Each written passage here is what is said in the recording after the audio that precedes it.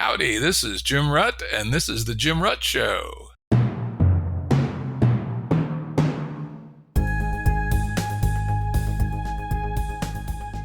Listeners have asked us to provide pointers to some of the resources we talk about on the show. We now have links to books and articles referenced in recent podcasts that are available on our website. We also offer full transcripts. Go to jimruttshow.com. That's jimruttshow.com.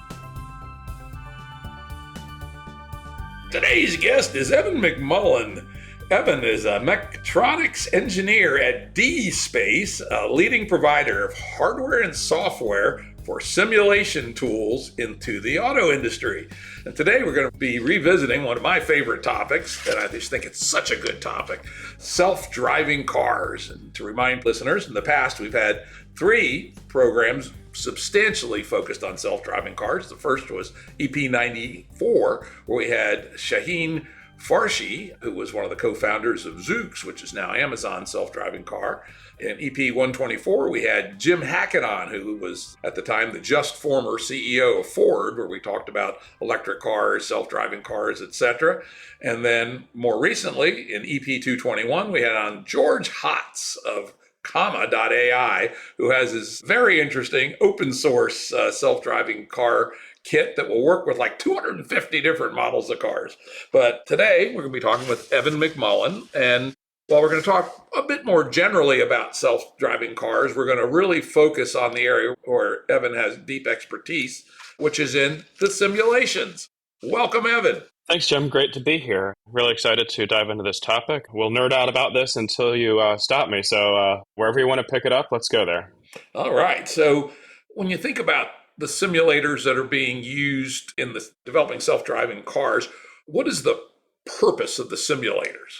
Okay, so in order to answer that question, I'm going to have to give a sort of brief taxonomy of the sorts of simulation that people do in embedded electronics design and automotive controller design specifically. So there's basically 4/5 levels of simulation that are typically done in designing the control systems for a vehicle.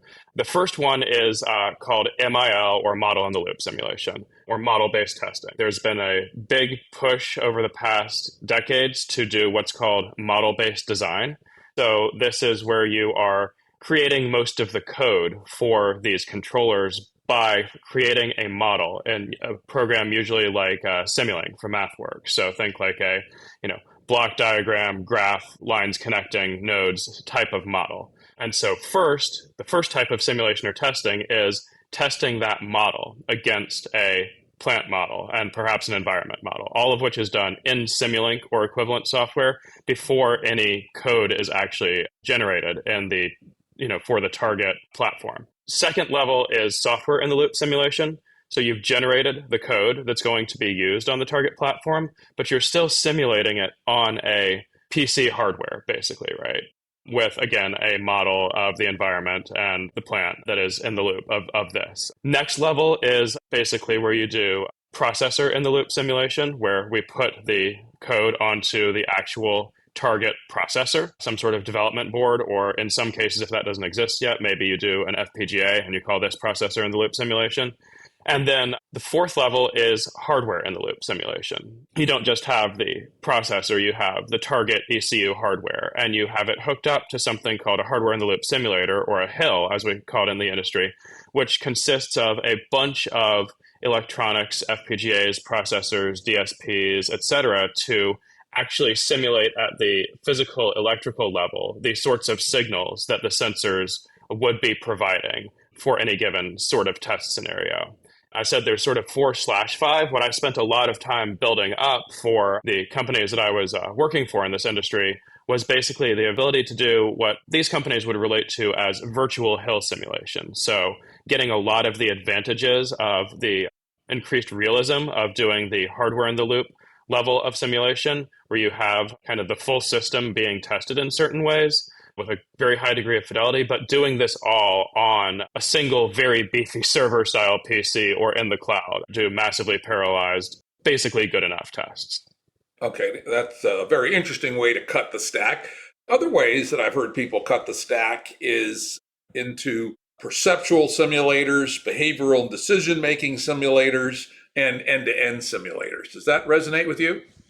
Yeah, that's another way you can look at it. So, for example, at each of those levels of testing, you can do essentially any one of the three types of simulation in the taxonomy you just described, right? So you can be focused on simulating what the percepts of the system would be, right?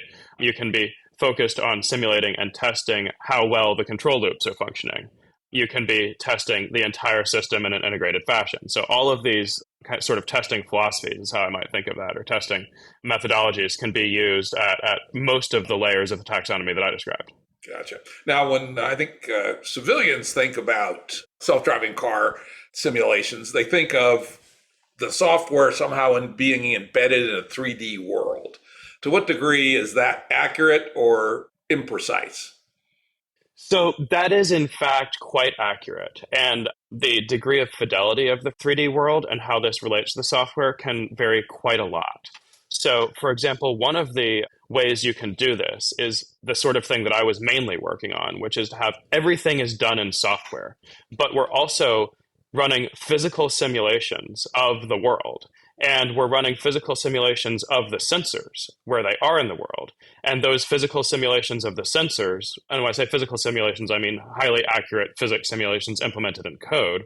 That data is then being passed over a simulated virtual bus, which can be subjected to electrical failures or physical failures, et cetera, which is then how the data gets into the simulation, which is running the production code. So we can do that all virtually. We can also do this in the hardware in the loop case. So for example, we had technology we would provide to auto companies for testing radar systems, where they would put their radar unit into a device we provided, which in part contained a radar frequency anechoic chamber. So they would send out their ping, and then we would have emitters that could simulate physically whatever return we wanted that sensor to receive. And then that's hooked up to the controller under question as part of its perceptual system. And so you can simulate that for a physical piece of hardware. We can also virtualize the physical hardware and simulate it in the virtual world. And you know, you want to do some amount of both of those kinds of testing when you're developing products like this. All right, let's double click on something you said, which is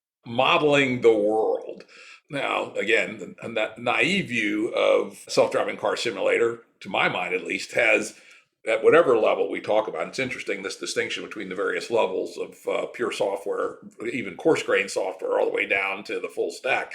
But presumably this world has lots of agents in it that the car doesn't control, right? The other cars. Yes, correct. People walking around, pigeons falling out of the air, open manhole covers, construction sites, etc. And also weather. And we'll get to weather, because the weather, to my mind, is, I think people were quite naive about when they first started on this stuff many years ago. In fact, I remember when there was a big self-driving car industry here in Pittsburgh, where I am this week. And I said at the time, that's interesting, because it's going to be a shitload harder to do a self-driving car in Pittsburgh with mostly non-orthogonal road layouts and shitty weather a good part of the year than it is to do it in Silicon Valley, where the roads are pretty square and the weather is pretty benign. And of course, Waymo took that even a step further, which was initially the easiest possible place, Mesa, Arizona, which is flat, orthogonal roads and perfect weather, damn close to it. But we'll get back to that. So talk a little bit about the elements that are in this simulation and how those are created. Okay, so this is going to vary slightly between different levels of simulation. So I'll focus first on the thing that I spent the most time doing, which is this sort of virtual vehicle, virtual hardware in the loop type of testing. So a necessary component of this is a way to execute the exact production code that you're going to be deploying to your target embedded platform in a virtual environment. And you may want to simply compile the code for the processor that you're using. So in this case, usually like AMD 64 instruction set, or you may wish to run an emulation of, say, the target processor. So in the automotive industry, often PowerPC or ARM architectures are used. So you can either compile for the target and run it in an emulator, or you can compile for the native platform that you're testing on and understand that your tests will have slightly less fidelity because of differences in the way compilers for different platforms will translate the same C code into platform-specific assembly. I, in fact, worked with customers to do both of these approaches, and they both have their merits. For example, the compiling code to native code for your server that you're testing on, much faster execution. But there's going to be some sorts of weirdness, edge cases that you might miss doing that. So generally people will do both. Then building on that, you certainly need some kind of model of the vehicle for that thing to hook up into. You could have this all be just a model, or you can do physics-based modeling, electrical simulation of the entire vehicle bus, of the sensors. And this, of course, becomes much more computationally costly, but in general, still cheaper than the equivalent amount of testing time in a test mule vehicle that's instrumented appropriately and has engineers driving it to create these conditions in the real world, and obviously also much safer. So we basically need to create, like I mentioned, so you have a simulated virtual ECU. You then need to decide the level of fidelity that you want for the plant model, which is to say for the model of the vehicle, its electrical systems, its chassis and body and vehicle dynamics and engine dynamics and so on. All of these get simulated at varying degrees of precision, including at very, very high degrees of precision for certain types of test cases. And then this vehicle simulation is embedded in a virtual world that, for example, you can, in general, we would do stuff like hook this up to, something that is implementing the Unreal Engine. So you can watch it drive around in like a video game type environment if you want to. That's usually less useful for testing than just automating the testing, deploying it at massively parallel in the cloud and getting, many, many, many miles of virtual driving done in a day is sort of the way that this tends to be most useful, rather than having people doing more manual testing where they're driving the vehicle around through a virtual environment trying to create, testing scenarios. Again, because with this, you can also massively parallelize tests to incremental tweaks of the same code, trying to solve the same problem and get something fairly close to real world data about how this is actually going to perform in highly realistic scenarios. Talk a little bit about the nature of this top level simulation of the world. Again, I've written some simulations, and you can go from very coarse grained, simple simulations to insanely fine grained simulations where every NPC has full physics, dynamics, etc.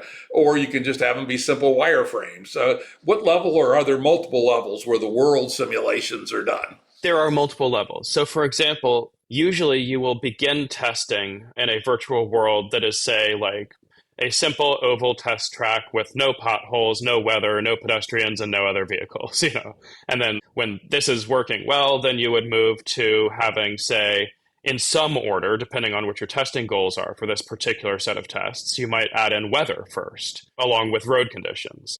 Meaning we want to be able to simulate the way in which the roads get especially treacherous in the first few minutes after it starts to rain on a road, assuming that cars have been driving on it for a while because of the way that water interacts with the oil before washing it off. You might want to then add in a few other vehicles or pedestrians, certainly traffic signs. And this is especially important when you're testing, say, computer vision systems that are part of the self-driving system, because we would actually, in fact, input the specific manufacturer-provided parameters of the camera sensors and lenses, such that the simulation environment would take this into account when determining if the vehicle would be able to read a street sign from a certain angle, because maybe there's some lens flare that's occluding the street sign from the perspective of the controller.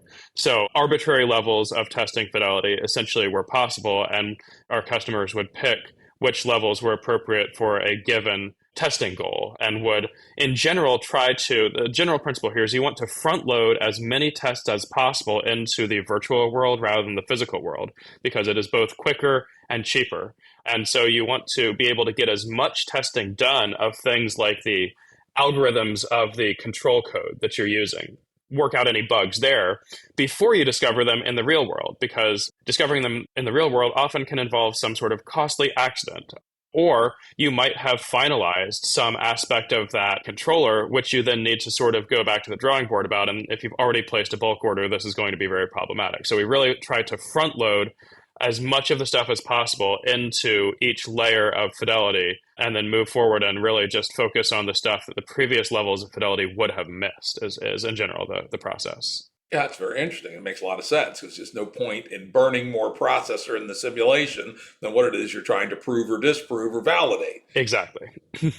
So I assume at the top level, again, I may be wrong, but that there is a big, giant world out there, kind of like Grand Theft Auto, but much bigger and more elaborate, that you can do things like nav testing, say, get from point A to point B, et cetera, with all kinds of random shit happening in between.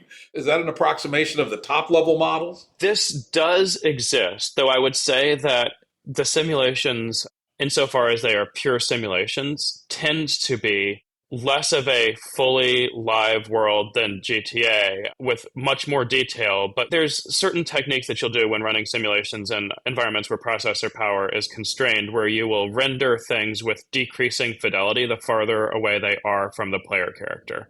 And so in this context, the player character would be the vehicle under test. And so we don't really need to be modeling all of the, detailed electrical dynamics of other vehicles that are, like more than a few hundred feet away, say, in order to get the sort of simulation we need. And that would take just prohibitive amounts of processing power. It's sort of like GTA style world with a focal area simulated at very high fidelity and decreasing fidelity the farther you get from the vehicle under test is one way of doing this. Another way of doing this is and that's very common is simulation using data replay. So essentially extremely well instrumented test mules being driven around under various conditions, recording and logging all of that data, and then the environments that we use having the ability to replay that data in whatever format is needed for the virtual simulation. So you can see how a vehicle would perform under exact real world scenarios gathered at the sort of limit of what it's reasonable to collect in terms of real world data fidelity. Very interesting. And, that gets me to the different approaches that people are taking with self-driving car software and their simulators. And this data acquisition and replay touches on it. And, in some sense, you can say there's sort of Tesla and everybody else, right? Yep. Tesla has got vastly more data than also George Hotz's comma also uses this approach, I understand. Get vastly more data, but best research I could find showed that Tesla uses considerably less software simulators in the loops than the other guys do. Yes, they also, as a general statement with very few exceptions, build their testing stack in-house in a way that is not considered industry standard, which has both advantages and disadvantages. Many of the other up-and-coming self-driving or robotaxi or self-driving fleet vehicle type startups, were people that I worked with in this industry. Never worked with Tesla because they do everything in-house and have a very different approach and philosophy to it, for sure. So I would say that the classic or legacy auto companies are very focused on the sort of hardware in the loop testing. They want to virtualize as much of that as they responsibly can, but this is difficult. There's some things you just still need to do a lot of physical testing for from their perspective. And they have a lot of expertise with doing this sort of thing. So it sort of plays to their strengths. Also, the data replay thing. Obviously, like you mentioned, Tesla has just massive amounts of data that they've gathered over the years they can use for this. And so there's a sort of question of, is it worth it to go out and collect all this data, which the data collection process is fairly expensive, or is it better to invest in being able to just simulate virtual worlds at a very high degree of fidelity and do less of the data replay kind of thing? So both approaches seem reasonable to me, but I have more experience personally working in the one where you do the highly detailed simulation as opposed to simply replaying back the collected data. Interesting. Now, it seems like the guy that's furthest ahead today is focused very heavily on that strategy, which I would say is Waymo. Yeah. They are obviously top tier with a significant first mover advantage in terms of actually self-driving cars I would want to be in. Let's put it that way. Yep. Though I do have to say that I think that in particular, the General Motors Super Cruise, in terms of the not full self-driving, but high-level ADAS or driver assistance suites is really best in class. We'll get to that later, some of the different companies and their approaches. Waymo, for its taxi service, has, as you said, really gotten a jump in terms of I start getting videos, like 1 or 2 a week, from friends of mine who've been to San Francisco and says, look at this, I'm riding in a driverless car, holy shit. And I ask them, what any weirdnesses on it? And they say, Not really, other than maybe it's a tad more cautious than your Uber driver, but not that different. Yeah, and that's a feature, not a bug, in my experience of being in Ubers in the Bay Area, honestly. Yeah, exactly, exactly. Now let me just do a little sidebar here because it comes up probably more in the Waymo case than in the level three type cases, and that is it's well known that Waymo has a number of central office dudes that intervene when the software tells them it's confused, right? And you hear various stories. I mean, some say they need to intervene every 5 minutes. Others say once an hour, irrespective of how often they have to intervene. When these simulators are built, do you simulate the availability of the human oracle to intervene at various points? This is a thing you can do. I would say that the bulk of the tests done in virtual environments that I was, working with, this would not be the case because the focus was on massively parallel simulations deployed to the cloud, running in hopefully faster than real time. That's going to be something that's fairly difficult for a human to intervene in. We sometimes would have things that were specified to run at real time. And in this case, it is definitely a thing that you can do that people do to provide a virtualized version of the human gets summoned to intervene. And so you have a human with a little like Logitech steering controller and pedals and so on that can be hooked up to a device that they can actually just, a PC they can actually just, sort of remote into the car and do that. That's definitely something that can be done there. I'd say it's a relatively small part of the testing because in general, all you need to know is that a human had to intervene. That's a failed test case, and you need to figure out what went wrong there. And since we're in a virtual world, no humans are actually harmed in this process. So you'd only be doing this if you were testing the hardware and software that allow the human to connect and intervene in real time. So you do need to be concerned with things like latency and ping and whether the controls loop is working correctly there. But yeah, so it's a relatively small aspect of the virtual testing in my experience. That's interesting. Yeah, because one could imagine building a virtual human, right? That is, at least as fast as the rest of the simulation. And while the virtual human probably wouldn't be quite as good as a human, at least it would be able to simulate this handoff and then hand back. Which is what I'm thinking from a systems perspective, is a very tricky thing to do. When to decide to, irrespective of the actual work done in the two black boxes, for black box A, the onboard computer to say, oops, I'm fucked. Let me ask a human to help. And then for the human actor to decide to transfer back to the black box, irrespective of what's happening in the two boxes. Just that transition is a hugely difficult and very substantive question. Absolutely. And so it is a very fascinating question, and one which I believe in general, the more traditional auto companies that I spent most of my time working with aren't really dealing with that much as a practical matter, since their main intended customer base for these advanced systems are still individuals owning their own vehicles, in which case that's going to be a pretty hard sell that somebody who works for Ford or GM could take over my car. I wouldn't want that car, as opposed to companies like Waymo and some of their competitors who are primarily focused on robot piloted Ubers, basically. While I was doing my research for the episode, I discovered something that if I'd, known about it in advance and thought about it, probably would have made it been obvious to me. And that's that there's really two classes of problems that different players are trying to solve. One is the truly driverless solution like Waymo or Zoox or, Cruise, if they ever get back into that game. And supposedly Elon's going to announce his taxi solution on the 14th of October. We shall see. Versus the driver aid class of things like the Cruise, Super Cruise. Mercedes apparently has a pretty good one. In Japan, I think Honda's got a pretty good one. And that's almost by definition, to your point, no human helpers behind the scenes, because who the hell would want that? Nor could they afford it, nor could they figure out how to price it, nor would they want the legal liability. And so they have to get to where they're getting without that aid, while the taxi companies or the true self no driver cars, at least for a while, can cheat, quote unquote, by having the human be able to intervene in a complicated situation that software throws up his hands. Is that a reasonable way to divide the world into two big chunks?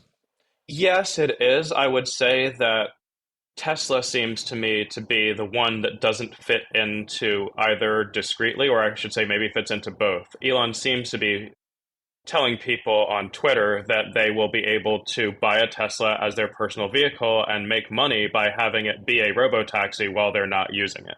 And so this is an actually very cool business model if it can be pulled off. And I'll be interested to see how this plays out. Tesla is, in some sense, a company that has to solve the sets of problems associated with both approaches. But yes, in general, that dichotomy makes sense as a way to classify the different sorts of problems that these two kinds of companies are going to be emphasizing. Yeah, the other dimension, and these two things kind of intersect in a non-equal way, is those systems designed for hyper detailed mapping versus those systems designed to be used any place or almost any place. Talk about that a little bit.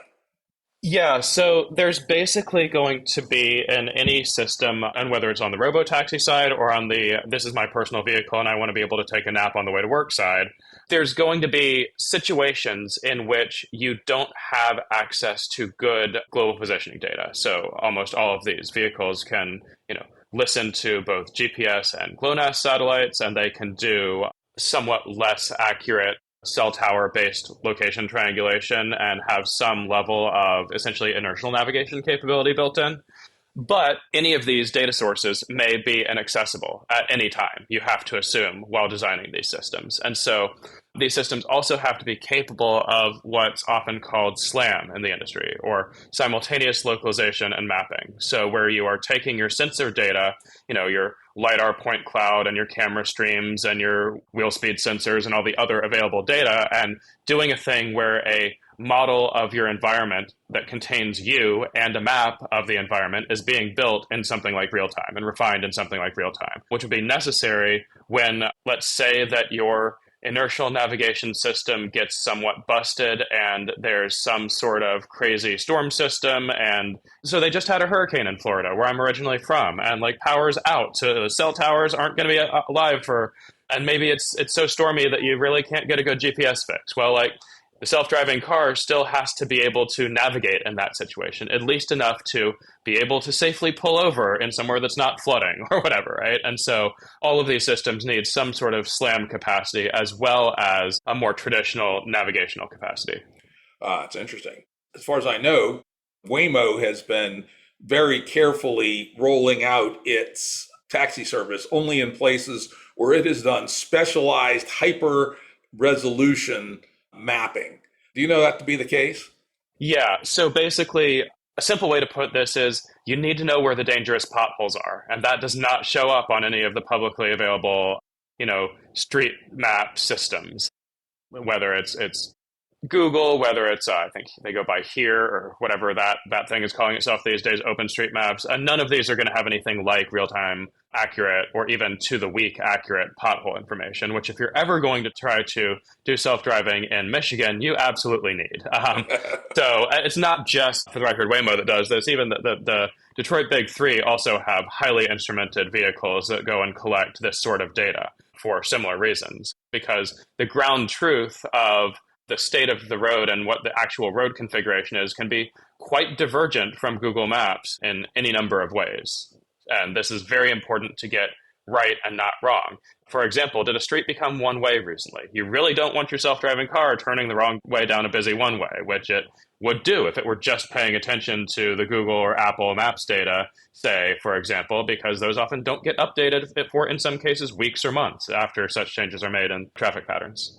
We just got back from a driving vacation in eastern Canada where they are trying to cram the construction season in before the snows come.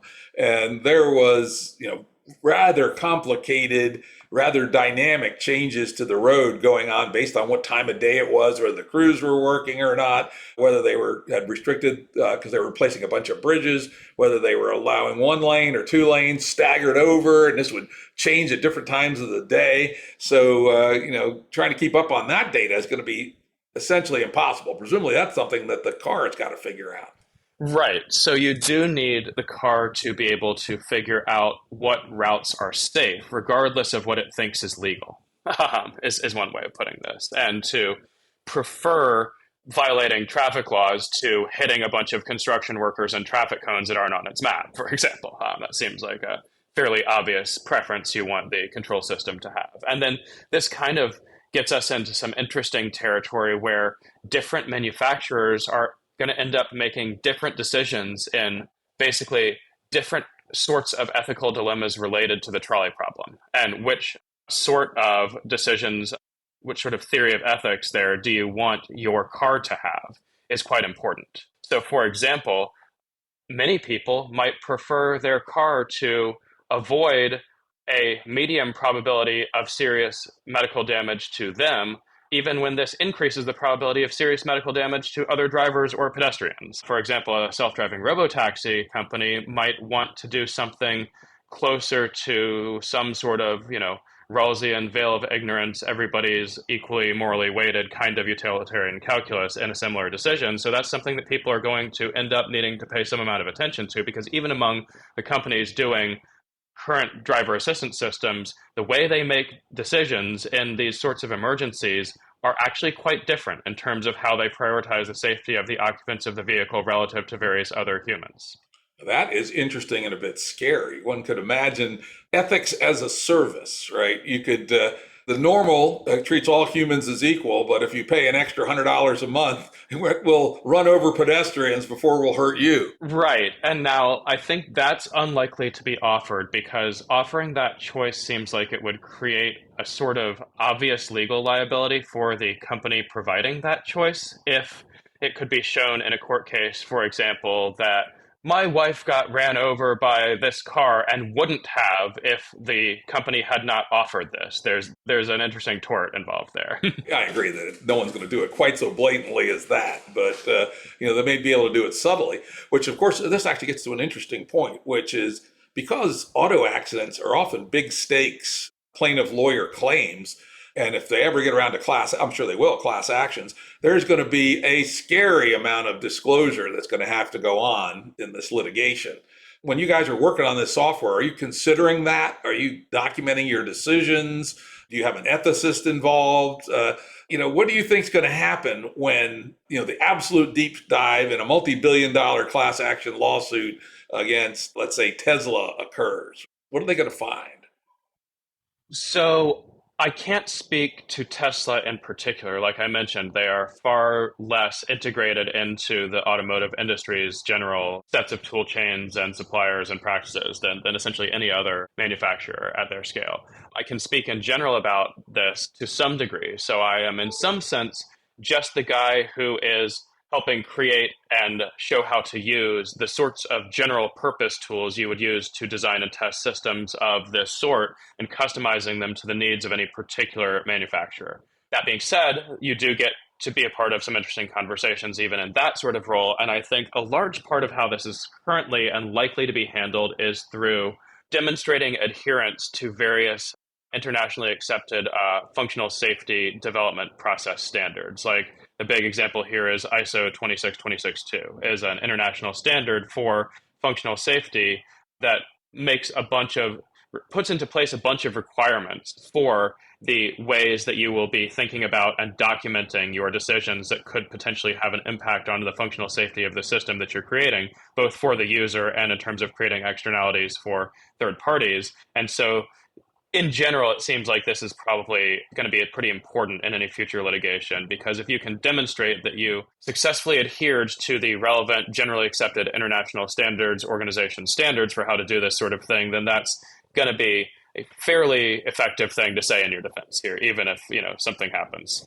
Yeah, give me an example, if you can by chance remember it. What is something that is specified in this standard that might actually have some salience in a lawsuit around a crash? Okay, so it's a pretty gigantic standard, basically, but so it covers functional safety aspects of the entire automotive life cycle, everything from management practices in the company, development practices, production practices, servicing practices, decommissioning practices, etc. And so we're basically looking within ISO 26262. A keyword here is a safety life cycle. So there's a sort of specified decision loop for how to identify and assess hazards aka safety risks, and establish specific safety requirements to reduce those risks to acceptable levels. And this includes things like, so for example, one of the reasons why everyone uses Simulink by the MathWorks to generate their code for this is because it is ISO 26262 certified, as in, like, there are third-party auditing organizations which certify that the code that it generates are going to be compatible with this sort of process. There's also things like MISRA, which you may have heard of, which is a subset of C, of the C programming language, which is designed to basically, if your thing is MISRA C compliant, and you can, and these companies do, like, purchase independently third-party certified static analyzers to ensure that their code is in fact MISRA compliant. So one of the things is it essentially has to be fully analyzable, with a couple edge case exceptions of being fully analyzed by a static analyzer tool. And also, a lot of what goes on here is using things which implement some of the more interesting automatic theorem proving technologies like Coq or Lean in an automotive context to formally prove the correctness of code. So that's one sort of thing that you'll see as a downstream consequence of participating in these kinds of standards. And you see stuff like that throughout the development lifecycle, basically. Wow, that's really interesting. Now I'm putting my plaintiff lawyer's hat and we'll revisit a conversation we had earlier, which is in a world with limited computational resources, i.e. any real world, there's constant decisions made on what level of coarse graining to operate a simulation at, right? One could imagine that being questioned. Mr. McMullen, if we had run the simulation here on the what happens with the ABS system under black glare ice in the fog. If we had run that at high simulation 20 times more, would that have prevented this accident from occurring? Do you think that how the simulators are built and then actually used in testing systems, is that going to be a reasonable place for plaintiffs' lawyers to push? Because obviously decisions have to be made all the time that are basically bounded by economics. And we know that if we had infinite computation, we would have done something else.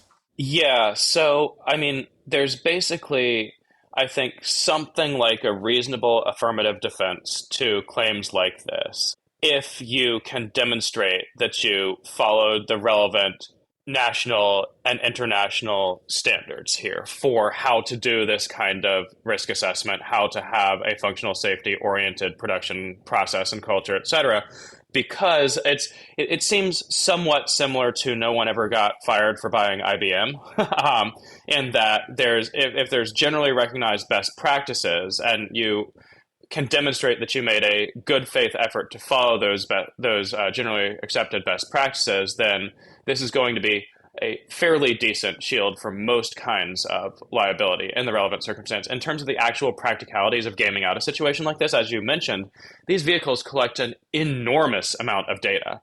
And so does the development process. And some of this is going to be relatively difficult to disclose in a lot of civil actions because of privacy concerns, as well as, essentially proprietary corporate secrets concerns. That this will get fought quite a bit. But even conditional on getting an order for discovery that does what the plaintiff's lawyer wants it to, it seems like these cases would be extraordinarily expensive to win, because in order to go through all that data and claim that something was done wrong there, you're going to end up needing some very expensive and currently in very high demand skill sets in your expert witnesses. And so whether or not this is worth it I can only see a very large scale class action being worth it. And my current understanding of the actual level of serious injuries or fatalities caused by these self-driving systems is that they are significantly safer than humans. At this point, the best ones are in the environments in which they're allowed to operate in terms of statistical risk profiles. And the kinds of accidents they get into are also less dangerous than the kinds of accidents that humans on average get into. So I don't see there being really a sense of a really juicy reward for the sorts of attorneys that tend to do these kinds of class actions, though time will tell. It'll be interesting to see. It'd be an interesting moral, legal, ethical question and economic where all those come together. Say, for instance, and I believe if it's not now, then soon, self-driving cars will clearly be safer in the statistical aggregate than the statistical aggregate of humans. And as I said, even when conversations were first started about self-driving cars, I said, the idea of having a perfect self-driving car is really, really hard, but better than a human, maybe not that hard.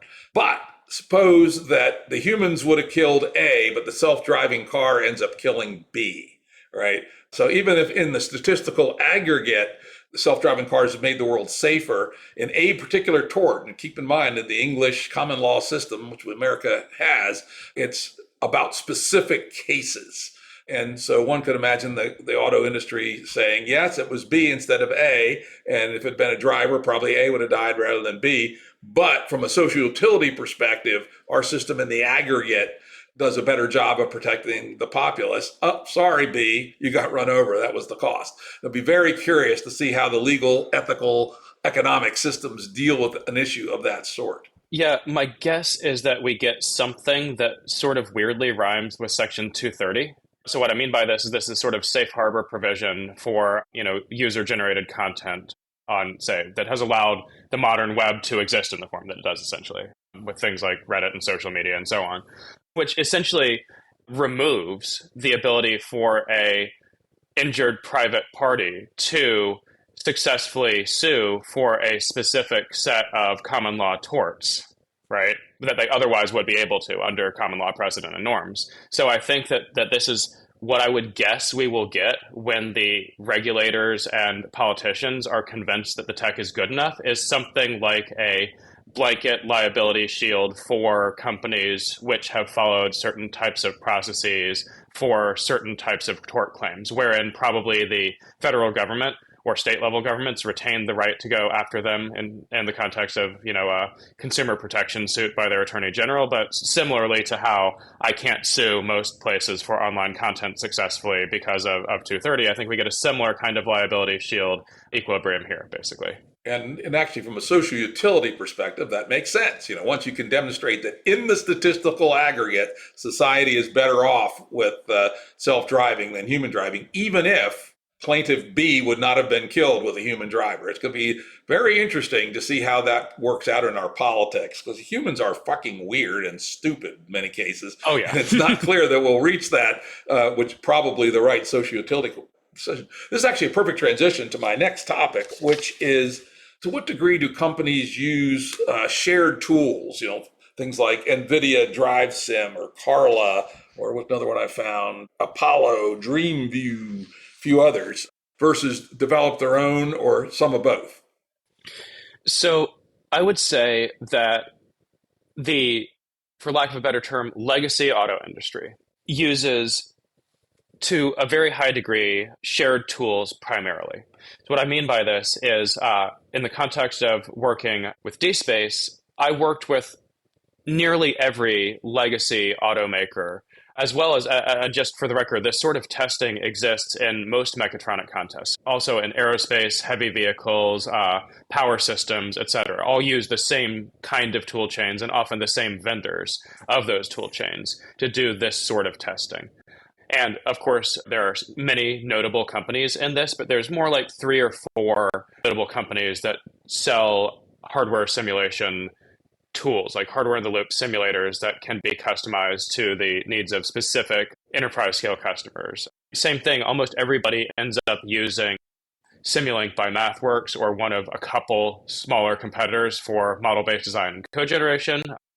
Almost everybody ends up using the same couple vendors to do, for example, implement System C models of their physical electronic components, and so on and so forth. And so there's a lot of similarity between the sort of building blocks that you build your testing infrastructure from. Companies obviously make individualized decisions about how to build something out of that set of Lego blocks, and also do some amount of in-house development. And this varies quite a bit by company to sort of keep the vendors honest, as well as, due to the organizational structures of these gigantic companies, they'll often have a research division that's not really talking that frequently or directly to the division that's actually designing the production vehicles. And that research division might have some in-house simulation tools that they have developed for their own purposes.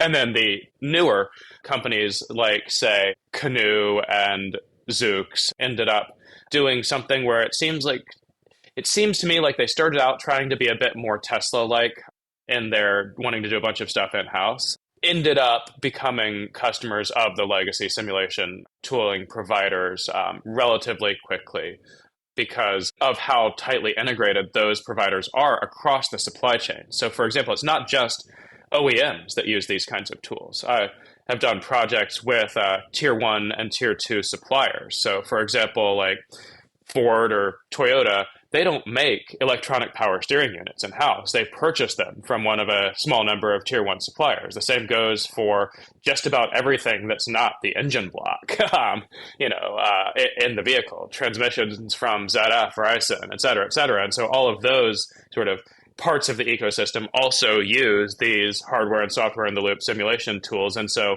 it's very useful to be able to share simulation infrastructure. If I'm, say, ZF and I want to sell you my transmission, if I use the same testing infrastructure and compatible data formats, I can provide you with all of my recorded testing data as part of a contract to supply you with transmissions, for example. And this is an advantage as opposed to everybody having their own in-house stuff that doesn't know how to talk to each other. That's interesting. That network effect makes this even stronger because, the issue going from in-house tech to third-party tech is something that's happened again and again in the history of computing. I'm an old dude. I remember back in the days we used to write our own database engines. I wrote a few database engines back in the early 80s, and because computers were slow, memory was limited, and the commercial databases just were not anywhere near optimal. So to do the kind of things that we needed to do, we had to write our own, right? And but now only an idiot would design their own database. And I remember even we had some need to increase the capacity on the RS-232 serial port on our VAX. And so we wrote some microcode to actually modify the controller on the VAX to improve the throughput on the RS-232 controller. I mean, today that would be insane. And so there's always this migration away from do it yourself at first, because especially the innovators get there earlier and get an advantage. But then, the commodity tools get better and better. And then often the cases, the open source tools then compete with the commodity tools. But in this case, I think there's an even stronger one, this network effect between the tier one, tier two suppliers and the vendors. And I would add probably soon the regulators. The regulators are either going to have this capacity in-house, or probably more likely because they're dumb, will have third-party consultants that are able to operate these tools for being able to validate whether people are in compliance with the standards, et cetera. So it would seem to me, again, not knowing shit about it, never stopped me from talking about something before, there's a set of force field dynamics which will essentially force everybody eventually to using third-party software as much as they can. That seems right. And one thing that I experienced, at least within my niche in this industry, was a much greater level of acceptance of open source components of the tool chains, a much greater need to move in that direction for interoperability reasons. And that was exciting to me. I'm a old open source guy myself, insofar as somebody who's 39 can be old, and have been very excited by the degree to which, for example, previously, when I sort of got into this space, people were for the core OS of the hardware in the loop simulators, usually using either QNX or VMS as far as the operating system kernel, with a highly customized userland, of course, right?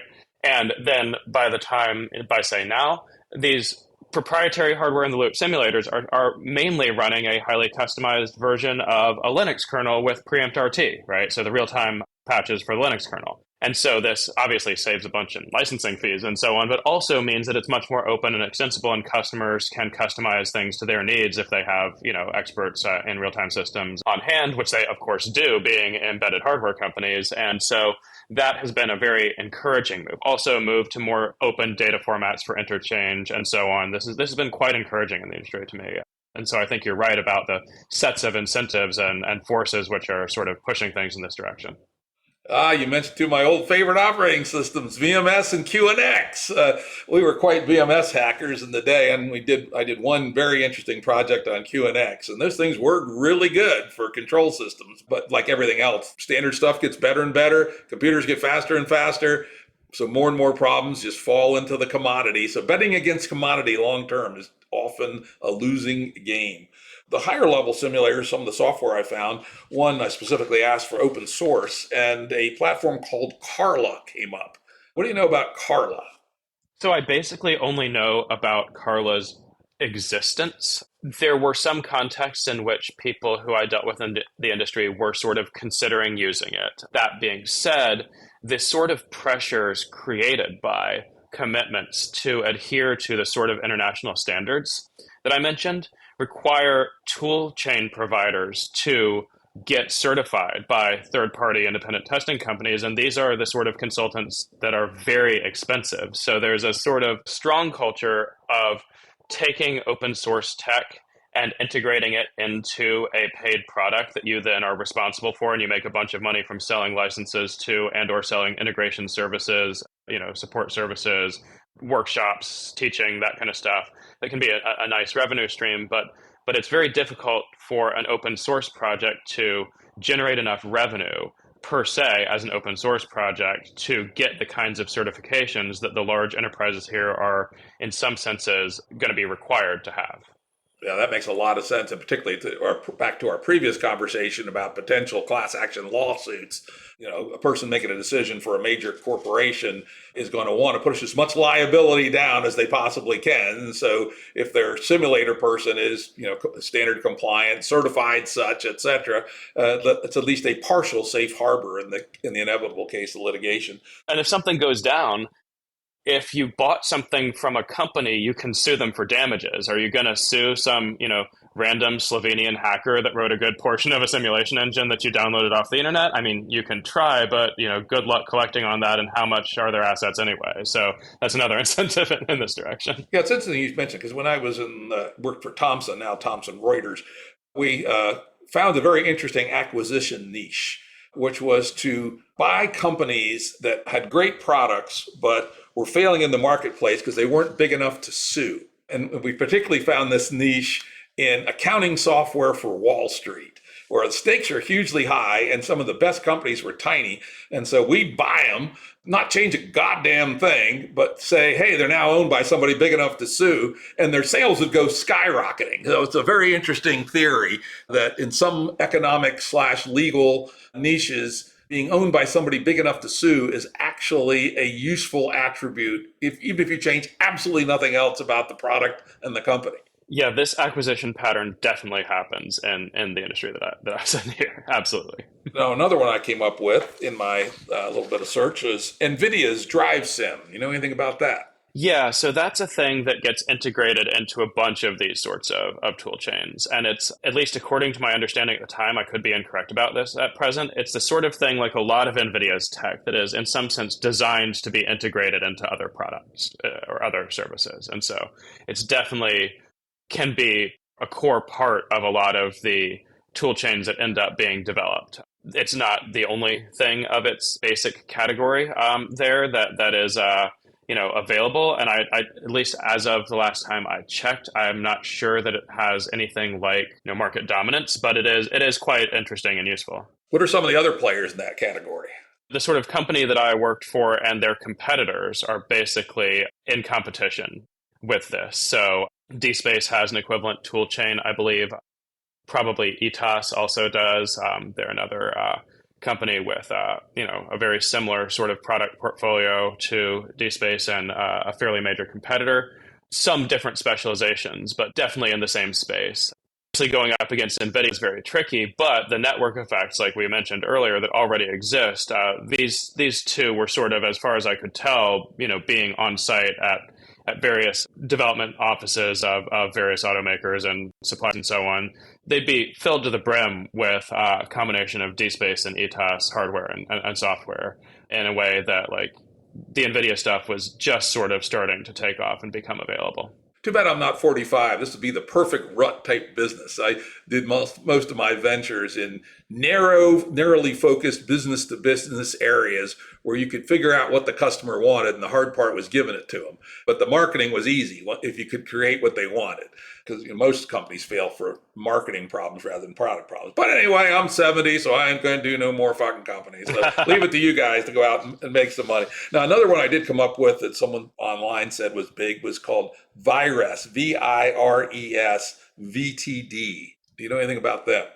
Yeah, familiar with them. Like I said, so not a ton of experience there because I was working for a specific company which had its own, stack and products in these areas. So VTD is an open platform. So this is another thing that's actually worth talking about in general, right? So basically, when you look at VTD, so when I say open platform, it's going to provide implementations of a bunch of relevant ASAM standards. So I'm not sure if you came across the ASAM.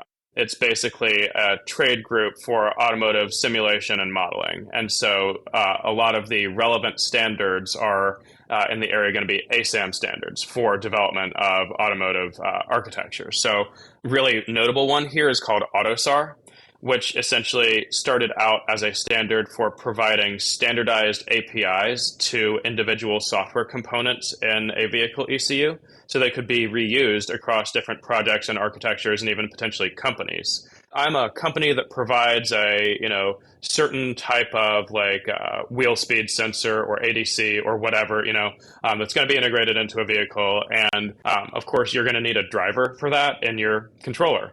And previously, I would have had to create some sort of customization for each separate customer that wanted to buy my thing because they're all going to architect their controllers differently. But AUTOSAR provides a standardized set of essentially wrappers, C APIs for this thing, and also define standards for doing code generation of the glue code between all of these software components and wrappers and how they interact with the operating system and other low-level drivers and so on. AUTOSAR standards are fairly important or ASAM standards, I should say, of which AUTOSAR is one, are fairly important in this arena in general. And so, for example, VTD supports open drive, open scenario, et cetera, as far as some examples. And so those are, of course, going to be standards for doing driving simulation and scenario generation and so on. So this is something that the actual companies doing the products in this world really are incentivized to support are these AUTOSAR standards, which provide for interoperability between different parts of the tool chain that they're developing from different simulation providers. Though, of course, I've seen this before in other industries. Everyone wants to cheat around the edges so it works for them, but disadvantages the other guy, unless there's a really strong network effect reason not to. Yeah, so I was one of the AUTOSAR experts in my organization, and I spent a lot of time essentially creating some custom scripting tools for various organizations to route around that sort of damage, basically. It's the same crap you saw with web standards, CSS and HTML and JavaScript standards and between the big players there. And so you end up having to do, as a user of these tools, you do end up having to do some extra, data funging work basically to get the interoperability to play right. So we support AUTOSAR 4.7.1 with a little asterisk where we don't support these few different constructs of the schema, and everybody's asterisk says slightly different things. So it's obnoxious, but it's not usually a huge impediment if you have somebody who's decent at Python around. Oh, that's good. The obvious game theory says that you should, in certain circumstances as a vendor, try to landlock your fucking customer by doing shit like that, even though it's damaging to the ecosystem as a whole. It's one of the fundamental problems of late stage financialized capitalism, that the multipolar trap locks people into doing antisocial things because it makes money when it works, which is unfortunate. But I'm glad in this case that the workarounds are not too bad. Well, and also these companies, even the ones we considered our competitors, because we all had the same customers, we ended up having fairly good working relationships where I could, be ingesting some large XML file from a competitor's product, and the customer would cause that competitors' engineers to get on a conference call with us so we could figure out how to make this work. So I think people started realizing that they were burning a ton of unbillable engineering hours to support their customers to be able to do things that the marketing copy claimed that the products could do in terms of openness and interchange, such that it actually isn't cheaper to not support the economics actually don't work out that well to try to do this kind of lock-in this case. So it was more cases of genuine, it's kind of hard to get full coverage of the standards and we have different emphases than it was nefarious intent on the part of other vendors. Oh, that's great. That's good to hear. That it's all cultural too, where we make the decision together that we're better off making this. It's like prisoner's dilemma, that if you cooperate, there's a win for everybody. If you don't, everybody pays the cost. But from a micro self-serving perspective, sometimes it seems like doing the wrong thing is the right thing to do. So I'm glad in this case it did. When I was doing my research, 4 areas of challenges were called out in the area of vehicle simulation, which are the reality gap, scalability, edge case generation, and hardware and sensor accuracy. Any of those you want to talk about? Maybe all 4 of them. So let's say the hardware accuracy thing. This is definitely interesting, and I mean, so for one project I worked on, we ended up having requirements to develop a system such that we could do clock cycle accurate emulations of the target processors, as well as clock cycle accurate emulations of the analog parts of this design as well. So, for example, the ADCs and other inputs to this had to be simulated at a physical electrical level, which meant that this thing, even on the very fastest modern hardware, could not run in anything close to real time, right?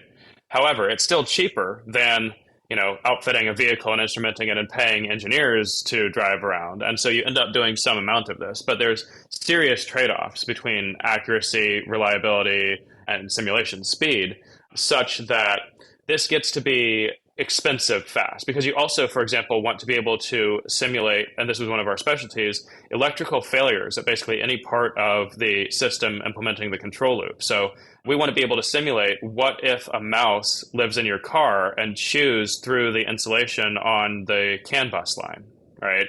Or the automotive Ethernet switch becomes a little bit wet and flaky. And so being able to do that kind of failure or fault injection is extremely valuable. And there's, of course, the simple level of fault injection where you can just tell the system the following fault occurred. And then you can also do the more interesting kind where you are creating the simulation such that the system's own fault detection systems ought to throw a fault, and you're testing the fault detection system itself in an interesting way. So both levels of testing definitely occur and have very different constraint spaces. That's quite interesting. And obviously, again, there'll be economically driven trade-offs on just how accurate you can afford to make it. And again, there's then wisdom involved in deciding where to spend money on the very highest resolution and where you can get by with less resolution. Absolutely. And in the design of these systems themselves, there's also a very similar set of trade-offs. For example, you could basically rank automotive bus systems. Say you've got the LIN bus, then the CAN bus, and then now things like various automotive Ethernet-based standards, where in some of the cheaper systems, you don't even have message acknowledgement as part of the bus architecture, right? Which is kind of fine if you're writing a controller that, basically is for rolling up and down your windows or something like that, right? But for anything more safety critical, you want to get some acts. And then does it support encryption? And if so, what kind? There's a whole set of standards since most vehicles now have built-in internet access, right? They are their own 4G or 5G modems and receive over-the-air updates. And so the security concerns here also have to do with not just the financial concerns, have to do with how these systems get architected and tested. And so one very fun thing to do is to participate in red teaming an internet connected car and seeing what kind of mischief you can get into. We're going to not talk about that topic. I had it on my list, but we got lots of other, which is, hackability of these things. We could talk for 2 hours just on that. All right, one other from this list of issues, and it relates to a level I hadn't really thought about, which is what they call edge case generation. I was thinking in terms of the outer world edge case, but you also have the internal edge case, failure modes on various devices, driving into a strong electric field or something. But I think I'm more interested in discussion of edge case generation for these world simulators. Do you have any thoughts about that? Yeah, so one way to think about this is the naive way to do this is to basically implement a fuzzer, right, for this sort of thing. This is a term from just cybersecurity in general, where you're essentially creating a system that will fuzz the inputs of some other system, and it might do so in an essentially random way. Some random number generator just sending out stuff in the possibility space of the messaging protocol, or stuff outside of the possibility space messaging protocol, but that would be physically capable of being carried by the physical layer of the network architecture. And so you're essentially trying to figure out how to write an opinionated fuzzer for the system in the virtual world, which is going to hopefully spend relatively little of its time finding boring edge cases and relatively much of its time finding ones that might have some safety critical implications. And so there's been some very interesting work in this area, which I can't go too deeply into the specifics of, but which involves using basically some of the more interesting modern neural net architectures to be this sort of generator, be this sort of edge case scenario generator. So you're essentially think of training an adversarial model here is one approach that people are taking that's quite fascinating. Yeah, that would be quite interesting. How do I break it, right? That's the old classic GAN approach. Let's give your Evan McMullen, smart guy, but not necessarily expert in the particulars, your take on the current self-driving for consumers side of things. What do you think of this? Pick three approximately of the ones that you'd like to talk about, and tell us the pros and cons of them. I think that in general, the tech is quite good in terms of its capabilities. I see the biggest problem right now with most systems being on the user interface, user experience side of things. So, for example, some of these systems, and I believe last time I checked, the GM Super Cruise does this more or less in the way that I want a thing to work. And a couple of the others, I think it's been a while since I've played with it, but I think the Mercedes system can also do this. I do not want to and should not have to look down at a screen behind my steering wheel or above my steering wheel. I should not have to look away from the road to get the most safety critical signal from a driving assistance or self-driving software. So, for example, lane departure warnings are very common, or blind spot detection is very common. And in order to see where it's detected something in most systems from most companies, I have to look at a screen. This is terrible. The right way to do this that I've seen so far is having a bunch of haptic vibration motors under your ass. And so I'm departing the lane, or there's a vehicle coming up in my blind spot behind me, right section of my ass vibrates. And same thing with front left or whatever. Oh, I'm forward collision warning is going off. Well, then the front part under my thighs is vibrating like a hornet's nest or whatever, right? And these are very easy to learn. They kind of freak you out for the first week of owning a car. Then they become second nature to interpret as part of you, the driver's world model, and really give you that without the critical distraction of having to move your attentional focus from the road and piloting a multi-ton hunk of metal to interact with some screen that then pulls in all of our weird associations with screens in the modern world. So I think that we're doing quite well with how well the tech works and how good it is knowing when it should be off as well. So for example, driving back from Burning Man recently, getting a notification that all these systems have turned themselves off because it's crazy dust storm and they're not going to work anyway and it would just be bad data. They're pretty good at reflecting on that and making those decisions themselves, but it's how this data gets presented to the user. And is that even a net positive? Only the ones that do the vibration type stuff will I even turn on. I'm a pretty good driver with good situational awareness, and having a bunch of random beeps and shit happening on a screen all the time is going to make me a worse driver. But having the right kind of tactile feedback in a way that fits in with the way we're using our perception while we're driving and essentially takes advantage of unused proprioceptive capacities that we have, or like senses, like our sense of touch and our body. This seems like obviously the correct way to design these systems, and I'm kind of disappointed that more of them don't work that way already. The research has been done, and this is obvious. Interesting. And when you say the Cruise, the GM Super Cruise is the one that does it the best, as far as you know. Of the ones that I have personal experience driving relatively recently, I believe it was this one that did the butt vibration thing in a way that I found really elegant and like, oh, this is the obvious solution to this problem. Duh, why didn't everybody do it this way? And then I was, as a counterexample, rented a car here in the Bay. And it was all stuff on a screen and beeps, and it was horrifically distracting, and I did not want it on.